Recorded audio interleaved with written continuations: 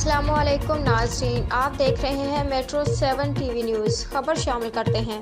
Karachi staff reporter army پاک workers union نے اپنے 4 ممبران کو ادارے سے ریٹائرڈ ہونے پر الوداعیہ دیا۔ ریٹائرڈ ہونے والے ملازمین میں عبدالحمید، اورنگزیب افریدی، رشید خان افریدی اور شاہجہان بانو کو یونین کی جانب سے اجرت شیلڈ اور گولڈ میڈل دیے گئے۔ تقریب کے مہمان خصوصی سینئر صحافی اور متحدہ لیبر فیڈریشن کراچی کے سابق جنرل سیکرٹری شاہد غزالی مہمان خصوصی تھے۔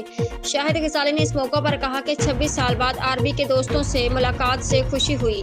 معروف مزدور رہنما نبی احمد کے ساتھ ہم نے بہت کچھ سیکھا۔ آج آرمی ورکرز یونین نے جدوجہد کر کے اپنے ممبران کو جو سہولت دلائی وہ قابل تحسین ہے، جس میں امپلائیز سینڈ کوٹا پر ملازمت فراہم کرنا اہم کاوش ہے۔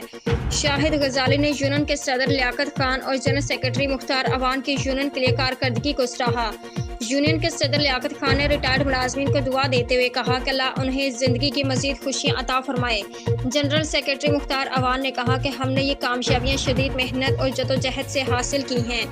ملازمین اور مینجمنٹ کے افراد ادارے کی کامیابی کے لیے یکساں کوششیں کرتے ہیں۔